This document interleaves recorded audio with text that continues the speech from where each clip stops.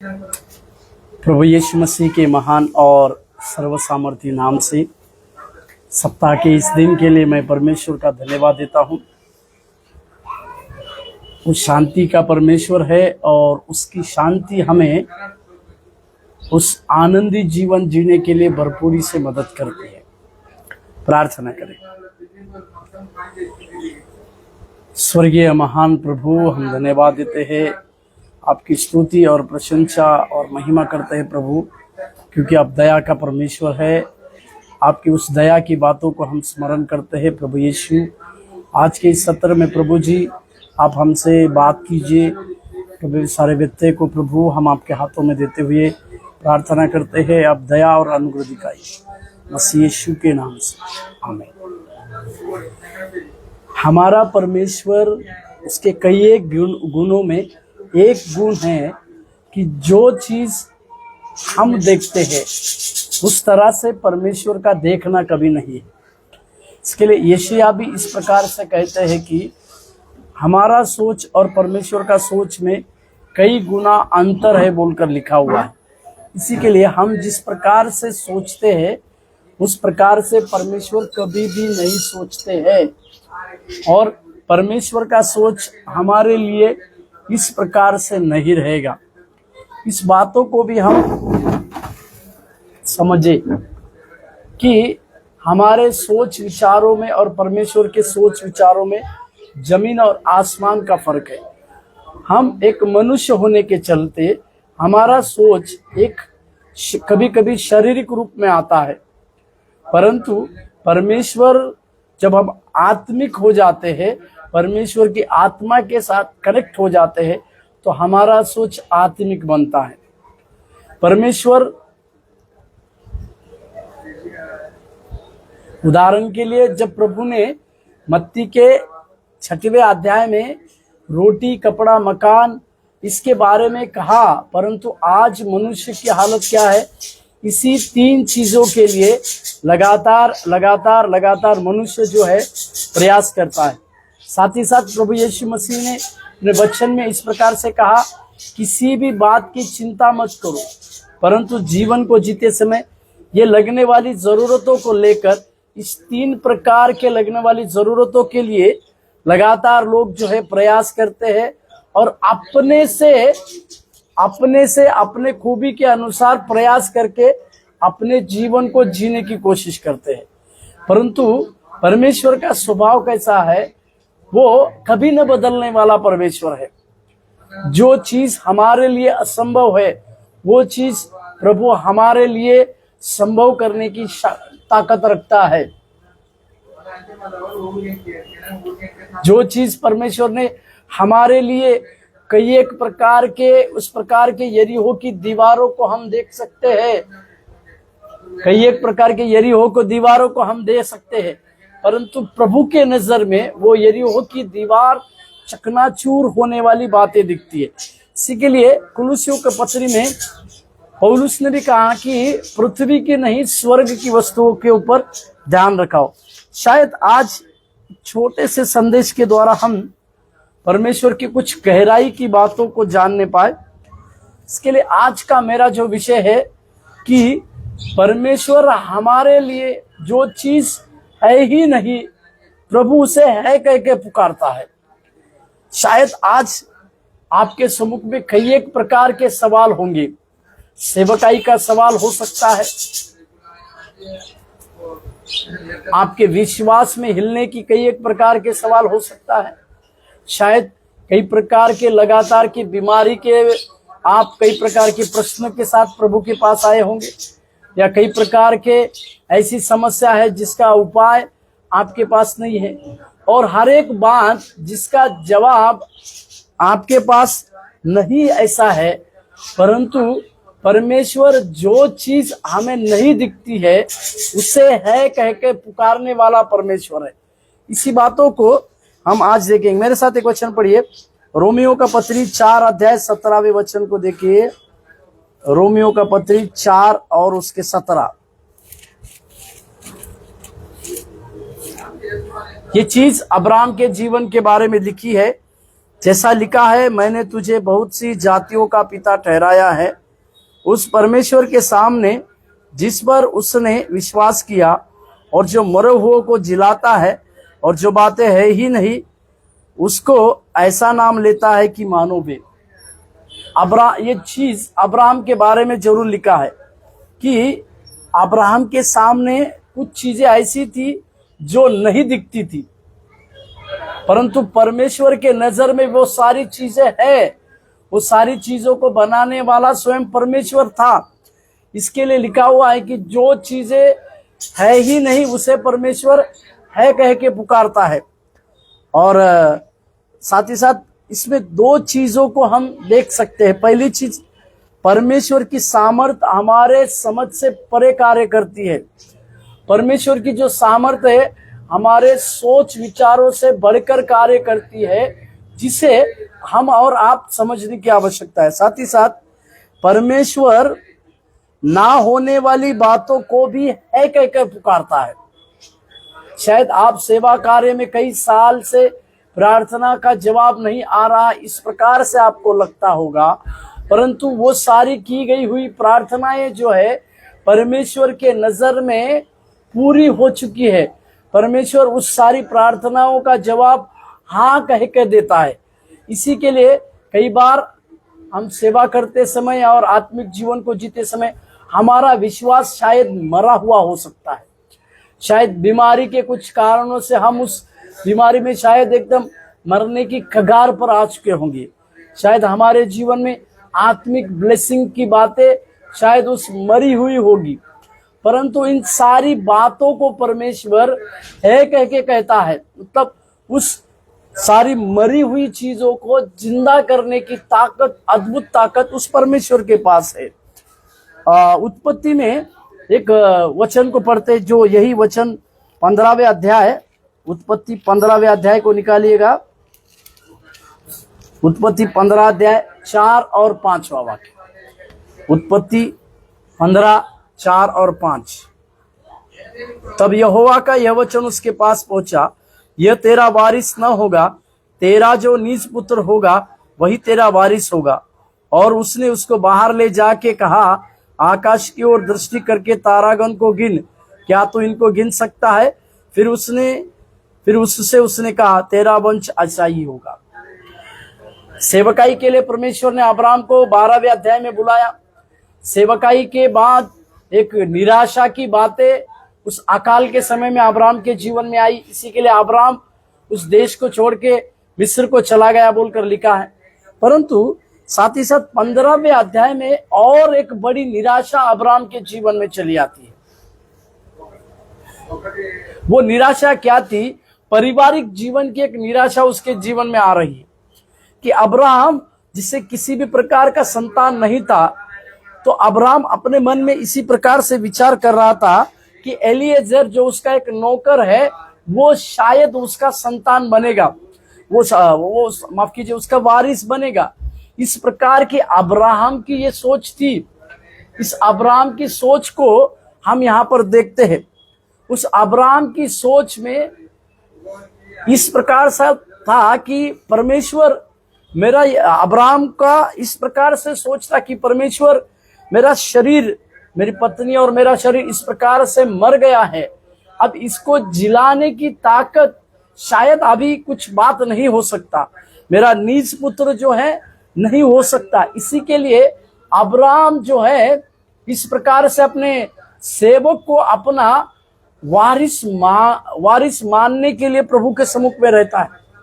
परंतु परमेश्वर उसे जवाब देता है। उसका जवाब परमेश्वर अपना वचन अब्राहम के पास देकर कहता है। देखिए, जहां कहीं परमेश्वर ने अपने लोगों को अपना वचन देकर कुछ वायदा किया है, वो परमेश्वर अपने वायदों को पूरा करने वाला परमेश्वर है। आज शायद आपके जीवन में परमेश्वर से प्राप्त किए हुए वचनों का समय हो गया होगा। शायद आप इस प्रकार से सोच रहे होंगे कि परमेश्वर ने मुझे दिए हुए वचनों को कई एक साल हो गए होंगे, परंतु आज भी उस प्रकार की बातें अपने जीवन में नहीं हो।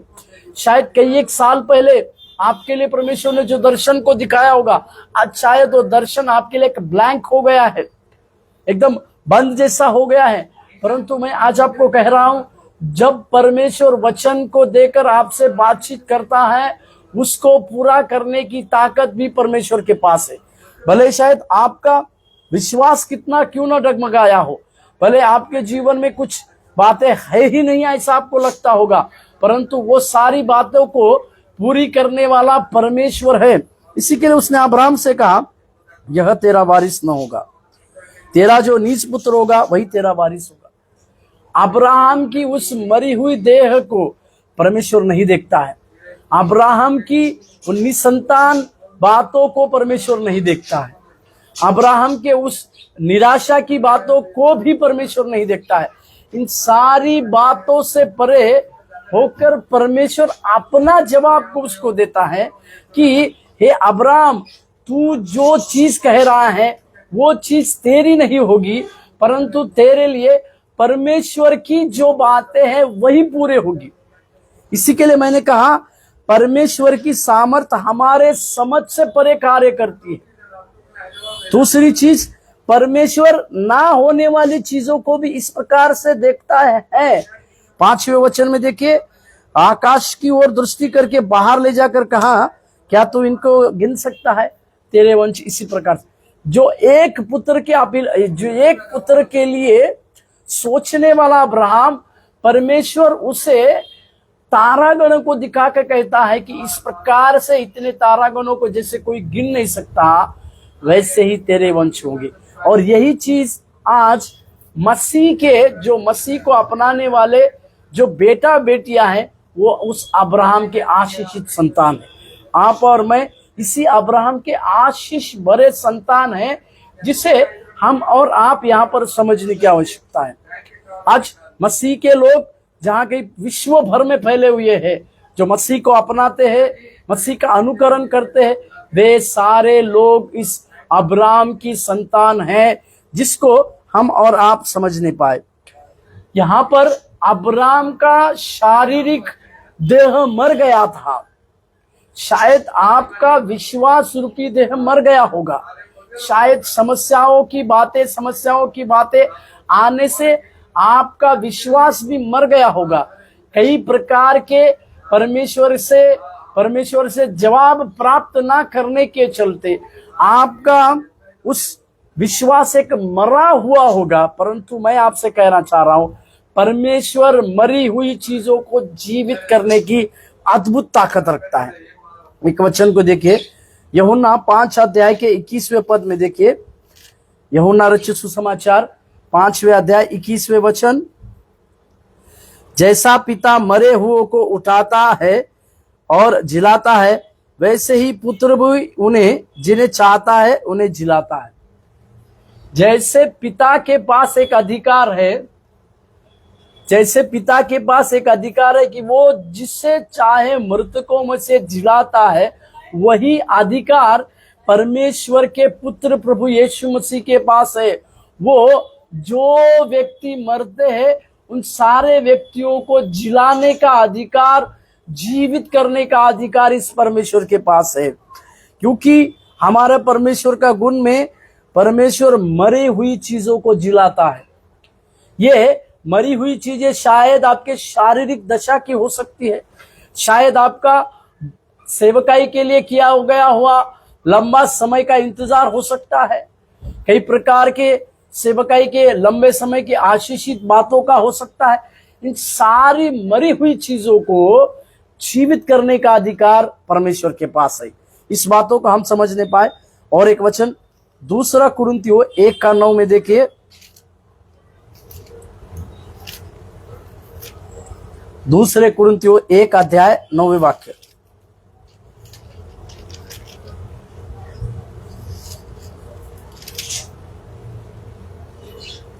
परन हमने अपने मन में समझ लिया था कि हम पर मृत्यु की आज्ञा हो चुकी है, ताकि हम अपना भरोसा न रखें, वरन परमेश्वर का जो मरे हुओं को जिलाता है।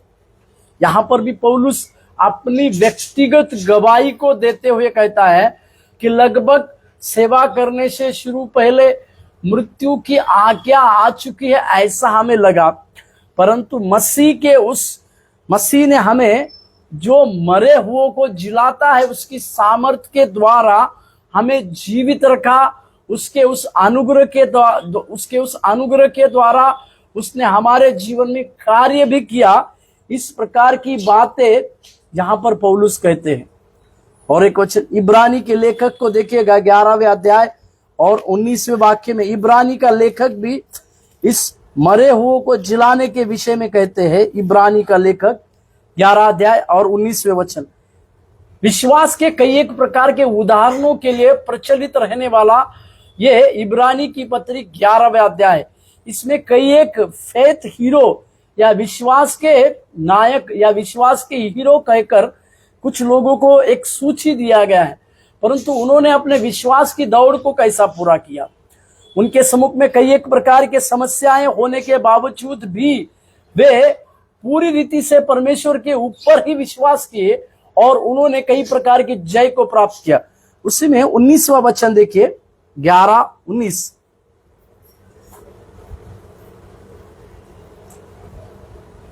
क्योंकि उसने मान लिया कि परमेश्वर सामर्थी है कि उसे मरे हुए में से जिलाए, अतः उन्हीं में से दृष्टांत की रीति पर वह उसे फिर मिला।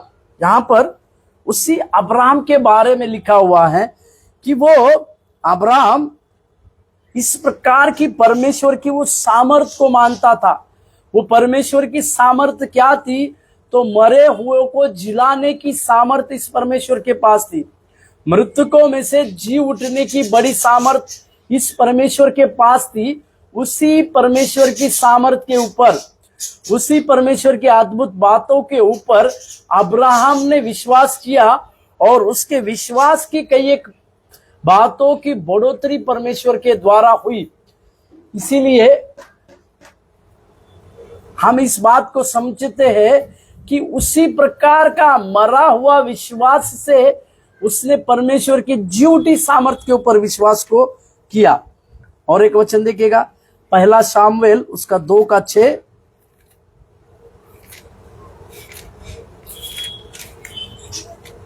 पहला शामुएल उसके 2 अध्याय में, जहां पर हन्ना का वो स्तुति गीत को हम देखते हैं, या हन्ना की वो से प्रार्थना कहा जाती है।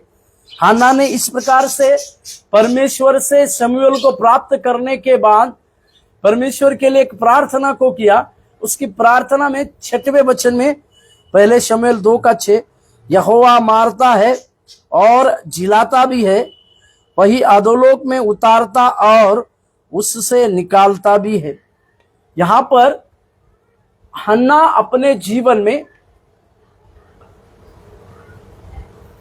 हन्ना का भी जीवन को देख लीजिए, एक बांझ का जीवन, पूरी रीति से शरीर में मरा हुआ जैसा जीवन था, परंतु फिर भी उसने परमेश्वर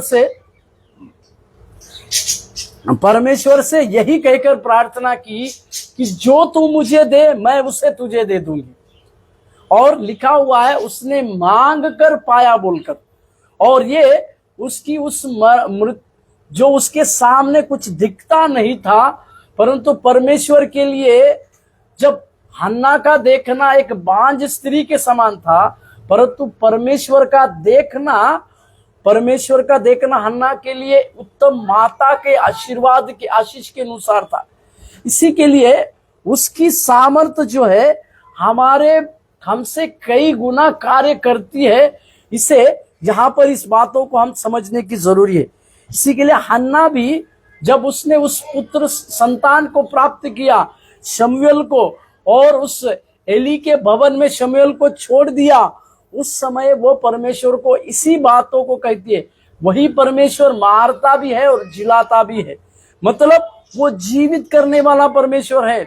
इस हन्ना के जो गर्भ को उसी परमेश्वर ने बंद किया था, वही परमेश्वर उसी के गर्भ को खोलता है और इसी हन्ना को इज़राइल का पहला भविष्यवक्ता उसे देता है। यानी इज़राइल के पहले भविष्यवक्ता होने का जो सम्मान है, इज़राइल के पहले भविष्यवक्ता की माता होने का सम्मान हन्ना को मिलता है। इसी के लिए हमारे विश्वास में हमें लगातार उसी में बने रहने की भी जरूरी है। और एक वचन देखिए, उत्पत्ति में पहले अध्याय में हम सब लोग जानते हैं कि जहां पर कुछ भी नहीं है, उत्पत्ति 1:3 देखिए, उत्पत्ति 1:3, जब परमेश्वर ने कहा उजियाला हो तो उजियाला हो गया। उत्पत्ति की उस बातों को हम जानते हैं, पृथ्वी बेडोल है, सुनसान है, वहां अंधियारा था बोलकर लिखा हुआ है। मतलब वहां पर किसी भी प्रकार की बातें नहीं, वहां पर किसी भी प्रकार के उजियाले की बातें नहीं, कुछ भी नहीं था। परंतु परमेश्वर ने कहा उजियाला हो तो वो उजियाला हो गया। मेरे प्यारो, आज जहां आपके जीवन में कुछ भी नहीं है ऐसा आपको लगता है, परंतु परमेश्वर की ओर देखिए, परमेश्वर को देखिए, परमेश्वर के उस विश्वास में बने रहिए। जो कुछ है ही नहीं ऐसी चीजों में भी है करके कहता है, यानी जो चीजें दिखती नहीं वो हो जाती है। यानी जो उजियाला नहीं था, जहां पर अंधियारा था, परमेश्वर ने उसी अंधियारे में उजियाला हो कह के कहा और वहां पर उजियाला हो गया। इस बातों को हम भी समझ नहीं पाए। और एक वचन भजन संहिता 33:9 को देखिए, भजन संहिता 33वें अध्याय उसके 9वें वाक्य को देखिए, भजन संहिता 33:9।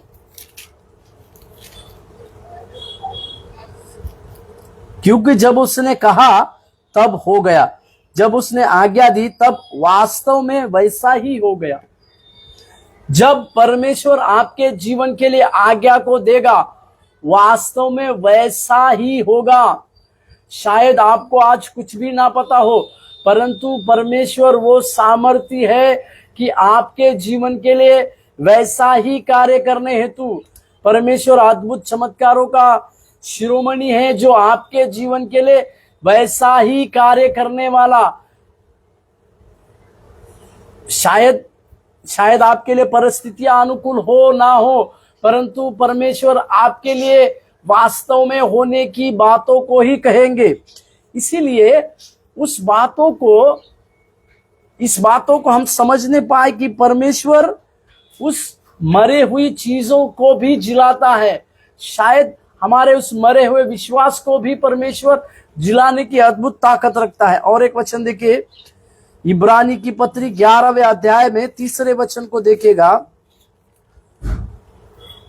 विश्वासी से हम जानते हैं कि सारी सृष्टि की रचना परमेश्वर के वचन के द्वारा की गई, पर यह नहीं कि जो कुछ देखने में आता है वो देखी हुई वस्तुओं से बनाया गया। विश्वास से परमेश्वर ने इस प्रकार की जो सृष्टि में कुछ भी नहीं था, अपने मुंह के वचन के अनुसार परमेश्वर ने अपने बोले हुए शब्द के अनुसार प्रभु ने सारी सृष्टि की रचना की। और जैसे जैसे परमेश्वर ने सृष्टि की रचना की वैसे वैसे सारी चीजें होते गई, उसी प्रकार से सारी बातें होते गई, जिसे हम और आपको समझने की जरूरी भी है। प्रभु के नाम की महिमा और प्रशंसा। और आज जो सृष्टि दिखती है, जो वैसे कुछ भी नहीं था, परंतु परमेश्वर ने सारी शब्दों के द्वारा इस चीजों को बनाया। और एक वचन देखिएगा, एजिकेल उसके 37वें अध्याय 5वां वाक्य, एजिकेल 37:5। परमेश्वर यहोवा तुम हड्डियों से यो कहता है, देखो मैं आप तुम में सांस समाऊंगा और तुम जी उठोगी। यहां पर उन हड्डियों के बीच में एजिकेल को ले जाकर परमेश्वर उसको अपने अद्भुत कार्य को दिखाना चाहता है। परमेश्वर यह दिखाना चाहता है कि जो चीजें दुनिया के लिए मर गई है, परमेश्वर ऐसे लोगों को, ऐसी व्यक्तियों को खड़ा कर उन्हें एक सेना के रूप में बना सकता है। इस बात को हम समझने की जरूरी है। और वो चीज क्या है? तो उस प्रकार का एजिकेल का विश्वास है। इसी के लिए कि परमेश्वर उसे कहते हैं कि मैं तुम में सांस समाऊंगा और तुम जी उठोगे। मतलब उस सूखी हड्डियों में भी परमेश्वर अपनी सांस समा सकता है और उन्हें जी उठने की बड़ी ताकत को भी दे सकता है। उस सूखी हड्डियों में जान नहीं है, परंतु परमेश्वर उन सूखी हड्डियों में भी जान डालकर, उनमें नसें उपजाकर उन्हें खड़ा कर सकता है। तो वो परमेश्वर आज भी जो लोगों के विश्वास में वो कमजोर पड़ चुके हैं, ऐसे लोगों के विश्वास रूपी बातों को वो खड़ा करने की ताकत रख सकता है। यही बात को हम और आप समझने की आवश्यकता है कि वो परमेश्वर हमारे इस विश्वास की बातों को बहुतायत के द्वारा काम करने की ताकत रखता है। और एक वचन को देखिएगा, यशायाह 55 का 11, यशायाह 55 और 11, इसी प्रकार से मेरा वचन भी होगा जो मेरे मुख से निकलता है, वह व्यर्थ ठहरकर मेरे पास न लौटेगा, परंतु जो मेरी इच्छा है उसे वह पूरी करेगा, और जिस काम के लिए मैंने उसको भेजा है उसे वह सफल करेगा। यहाँ पर भी परमेश्वर का वचन जो है कभी भी निष्फल नहीं होता है, क्योंकि यूहन्ना उसके 1 अध्याय के 1 वचन में, आदि में वचन था, वचन ही परमेश्वर था और वचन परमेश्वर के साथ था बोलकर लिखा हुआ है। इसका मतलब यह है कि परमेश्वर का वचन जब निकलता है तो जिस कार्य के लिए वो वचन जाता है उस कार्य को पूर्ति करने के बाद ही वापस आता है।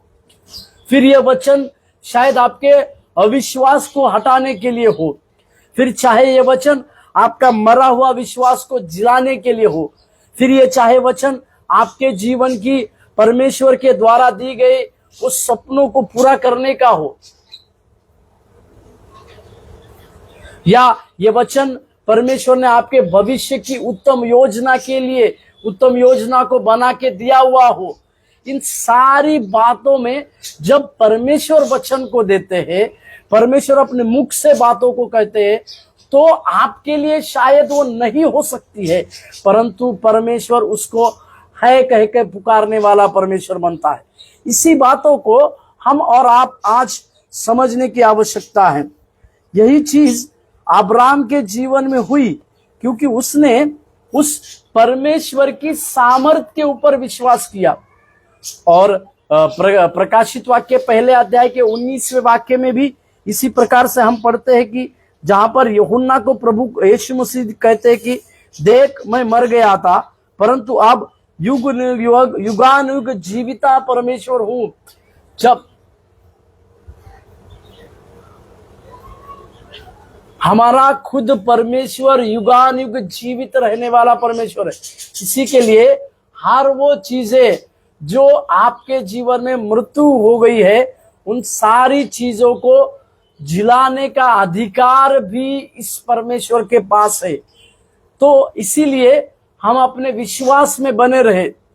शायद कुछ चीजें हमारे विपरीत क्यों ना हो, शायद आज उस सारी चीजें होने की संभावना ना दिखी हो, परंतु हमारे विश्वास की बढ़ोतरी हम करने पाए, हम अपने विश्वास में स्थिर होने पाए और परमेश्वर को कहे मेरा उस मृतक हुआ वाला विश्वास भी आप जिलाइए। शायद आपके अंदर कई एक प्रकार की निगेटिविटी आई होगी, कई एक प्रकार के संदेह आते होंगे, कई एक प्रकार के प्रश्नों की बातों को आने के चलते आप एक मृतक जैसा हो गए होंगे, परंतु परमेश्वर के वचन के आधार में हम इस प्रकार को समझने पाए कि वो परमेश्वर हमारे विश्वास को और हमारी हर वो चीज को जो मृत्यु हुई है उसे जिलाने की ताकत रखता है। प्रार्थना करें। स्वर्गीय प्रभु धन्यवाद देते हैं, हमारी हर वो चीज शायद सेवा करते समय कई प्रकार की नकारात्मक बातों को आते समय, कई प्रकार की निराशा आते समय मृत्यु हो चुकी है, हम मसीह यीशु के नाम से उसे जिलाने की आज्ञा को देते प्रभु। हर प्रकार का हमारा विश्वास, हर प्रकार के हमारी प्रभु जी बातें आपके लिए हाँ और विश्वास योग्य होने पाए प्रभु। एक विश्वास योग्यता की सेवा को आप हमें दीजिए और उस विश्वास योग्यता की बातों को पूरा करने के लिए आप हमें सहायता और मदद कीजिए करके हम प्रार्थना करते हैं। आपकी दया लगातार हमारे साथ हो प्रभु जी, धन्यवाद देते हैं। मसीह यीशु के नाम से प्रार्थना मांगते हैं, आमीन। प्रभु आपको आशीष दे।